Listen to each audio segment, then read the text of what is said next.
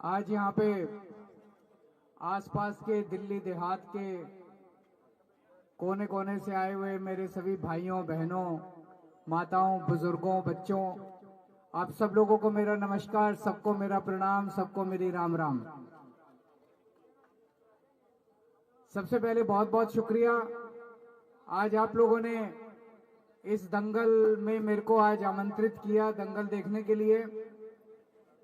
आप लोगों के बीच में आने के लिए इतना मान सम्मान दिया, प्यार मोहब्बत दी, आदर सत्कार दिया, इसके लिए मैं आपका तहे दिल से बहुत बहुत आभारी हूं।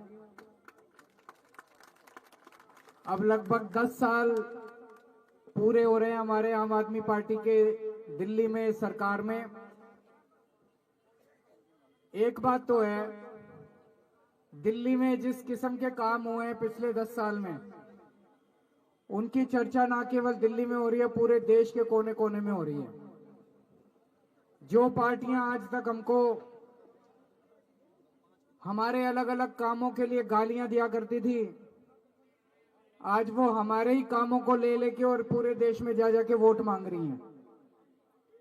दिल्ली में एक तरफ हमने गरीबों के लिए, लोअर मिडिल क्लास के लिए, मिडिल क्लास के लिए, उनको महंगाई से छुटकारा दिलाने के लिए कई योजनाएं करी, तो दूसरी तरफ दिल्ली के इंफ्रास्ट्रक्चर को बढ़ाने के लिए भी बहुत काम किए। गरीबों के लिए, मिडिल क्लास के लिए हमने बिजली फ्री कर दी, पानी फ्री कर दिया, शानदार सरकारी स्कूल बना दिए। ऐसे स्कूल आपको पूरे देश में कहीं नहीं मिलेंगे। ऐसे स्कूल बना दिए कि आपको जान के ताज्जुब होगा, पिछले कुछ सालों में 4 लाख बच्चों ने प्राइवेट स्कूलों से अपने नाम कटा के सरकारी स्कूल में भर्ती हुए हैं। 4 लाख बच्चे। पहले उल्टा होता था, सरकारी स्कूल से नाम कटा के बच्चे प्राइवेट में जाया करते थे, अब प्राइवेट से नाम कटा कटा के सरकारी स्कूलों में आ रहे हैं। पूरे दिल्ली में जगह जगह मोहल्ला क्लिनिक खोल दिए, सरकारी अस्पताल ठीक कर दिए, जहां सबका इलाज मुफ्त होता है, सारा इलाज मुफ्त होता है, दवाइयां, जो भी डॉक्टर की कोई फीस नहीं लगती, दवाइयां फ्री है, टेस्ट फ्री है, सब सारा इलाज मुफ्त होता है। महिलाओं का बस में सफर फ्री कर दिया।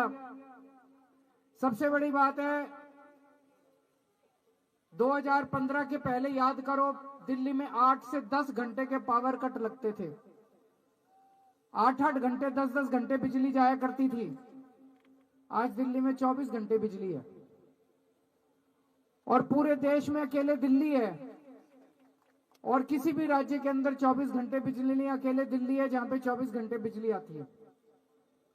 इसके अलावा दिल्ली के अंदर जिस तरह से इंफ्रास्ट्रक्चर पे काम हुए हैं, हमारी सरकार के पहले दिल्ली मेट्रो 200 किलोमीटर की लाइन थी दिल्ली मेट्रो की, आज 9 साल के अंदर केवल 450 किलोमीटर की मेट्रो लाइन कर दी।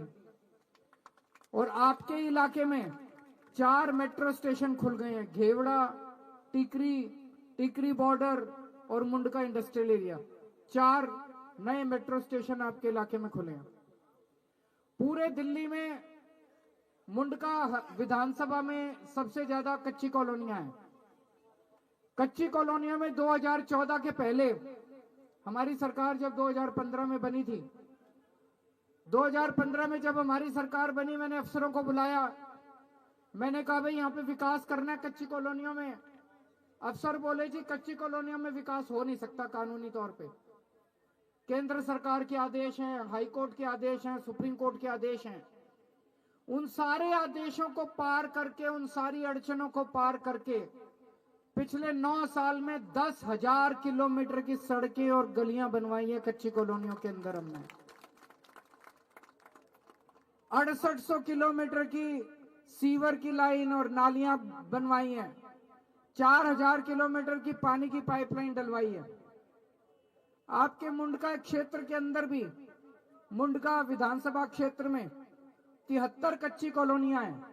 इन 73 कच्ची कॉलोनियों में गलियां बनवाई हैं, सड़कें बनवाई हैं। मैं ये नहीं कह रहा सारी बन गई, अभी काम चल रहा है, कईयों में काम चल भी रहा है, लेकिन बहुत तेजी से काम हुआ है। और जो काम बचा है वो अगली बार एक मौका और देंगे तो अगली बार वो जितने बचे हुए काम है वो सारे काम कराएंगे।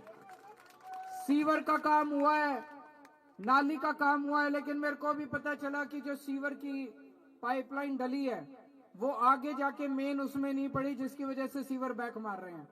तो जो काम हुआ भी, सड़कें बनी भी, गलियां बनी भी, उसमें भी आप लोगों को काफी तकलीफ हो रही है, मुझे पता चला है। आप चिंता ना करो, बीच में इन्होंने मेरे को कई महीने जेल में डाल दिया था, अब मैं बाहर आ गया हूं। जितने बचे हुए काम है वो सारे बचे हुए काम बड़ी तेजी से कराऊंगा मैं।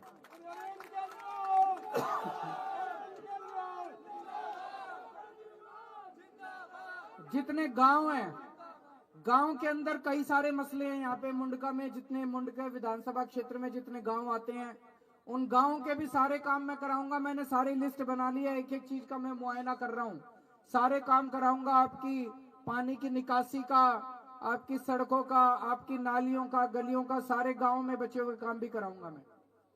एक सबसे बड़ी खुशखबरी देना चाहता हूं कि देश की सबसे बड़ी स्पोर्ट्स यूनिवर्सिटी, देश की सबसे बड़ी स्पोर्ट्स यूनिवर्सिटी मुंडका में खुलने जा रही है। इसके लिए 2100 करोड़ रुपए, 2100 करोड़ रुपए सैंक्शन हो चुके हैं। वो जल्दी बनने चालू होगी, समय तो लगेगा। देखो, कोई इतनी बड़ी स्पोर्ट्स यूनिवर्सिटी बनेगी, सबसे ज्यादा अपने गांव देहात के अंदर खेलों का चाव है लोगों को। हमारा युवा जो है वो खेलों के अंदर है। अगर स्पोर्ट्स यूनिवर्सिटी बनेगी तो सबसे ज्यादा अपने गांव देहात के बच्चे उसके अंदर पार्टिसिपेट करेंगे। बिजली के क्षेत्र में काफी पहले बिजली बहुत जाया करती थी, यहाँ पे जरा सा कुछ थोड़ा सा ज्यादा वो लोड हो जाता था, बिजली चली जाती थी। 12 नए ट्रांसफार्मर लगवाए हैं मुंडका क्षेत्र के अंदर, 12 नए ट्रांसफार्मर। अब मुझे पता चला है बिजली जाने की समस्या काफी हद तक कम हो गई है। और भी बहुत सारे काम करे हैं जी, और अभी बहुत सारे काम करने बाकी हैं। आपके छोटे भाई की तरह हूं, यहाँ पे बहुत सारे बुजुर्ग बैठे हैं, आपके बेटे की तरह हूं। आपने 10 साल में मेरे को बहुत आशीर्वाद दिया है, बहुत प्यार दिया है, नहीं तो मेरी औकात ही क्या थी। आपसे हाथ जोड़ के यही विनती है, इन लोगों ने मेरे को जेल में क्यों डाला? ऐसा नहीं कि पूरी दुनिया जानती है केजरीवाल जितना कट्टर ईमानदार आदमी कोई नहीं है। मेरे को जेल में डालने का एक ही कारण था कि दिल्ली में जो काम है वो किसी भी तरह से रोको, ये काम मत होने दो। आज ये जितने मेरे को गालियां दिया करते थे केजरीवाल बिजली फ्री क्यों दे रहा है, आज ये सारे राज्यों में जा जाके कह रहे हैं हमको वोट दे दो हम भी बिजली फ्री कर देंगे, हमको वोट दे दो हम भी बिजली फ्री करते नहीं है, झूठ बोलते हैं। तो ये दिल्ली में सारे काम रोकना चाहते हैं मेरे। मैंने आपके लिए काम करे, आपके बच्चों के लिए स्कूल बनाए, आपके परिवार के लिए अस्पताल बनाए, आपके सड़क बनवाए। मुंडका विधानसभा क्षेत्र के अंदर 4000 सीसीटीवी कैमरे लगाए, 2800 लोगों को तीर्थ यात्रा पे, बुजुर्गों को तीर्थ यात्रा पे भेजा मुंडका से मैंने। ये सारे काम रोकना चाहते हैं। मेरे को 100 बार जेल जाना मंजूर है आपके लिए, लेकिन जिस तरह से आपका प्यार और आशीर्वाद है मेरे लिए, बस वहीं से मेरे को ऊर्जा मिलती है, वहीं से एनर्जी मिलती है। आप ये प्यार, अपना आशीर्वाद बनाए रखिएगा, हमेशा अपना मेरे ऊपर आशीर्वाद बनाए रखिएगा। हाथ जोड़ के यही विनती करने के लिए आज आप लोगों के बीच में आया हूं।